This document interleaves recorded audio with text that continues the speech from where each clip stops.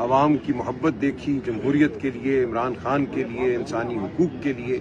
ہم نے یہاں ریاست کا جبر بھی دیکھا، جو مار پیٹ ہوئی، ہمارے دوستوں کو گرفتار کیا گیا، گاڑیوں کو توڑا گیا، اجازت دینے کے باوجود ہمیں جلسہ نہیں کرنے دیا گیا اس مزار قائد کے پہلو میں. یہ سب کچھ پاکستان کا حصہ ہے. ہم ایک خوبصورت پاکستان کے لیے لڑ رہے ہیں. ہم قائد اعظم کا جو خواب تھا پاکستان کے لیے، اس کی تعبیر کے لیے لڑ رہے ہیں عمران خان کی سربراہی میں. اور انشاءاللہ آج ہم تجدید عہد یہاں کرنے آئے ہیں کہ ہم وہ پاکستان لے کر رہیں گے جس کا خواب قائد اعظم نے دیکھا تھا. ایک جمہوری پاکستان، ایک ایسا پاکستان جہاں آئین کا بول بالا ہوگا، جہاں عدلیہ آزاد ہوگی، جہاں انسانی حقوق جو ہیں ہر انسان کو ملیں گے، غریب ہو امیر ہو.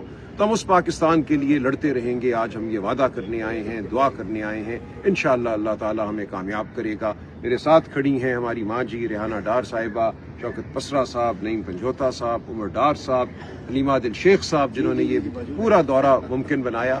تو ہم سب مل کر دعا گو ہیں اللہ تعالیٰ کے حضور کہ ہمیں کامیاب کرے، عمران خان کو کامیاب کرے، پاکستان کی عوام کو کامیاب کرے. بہت شکریہ.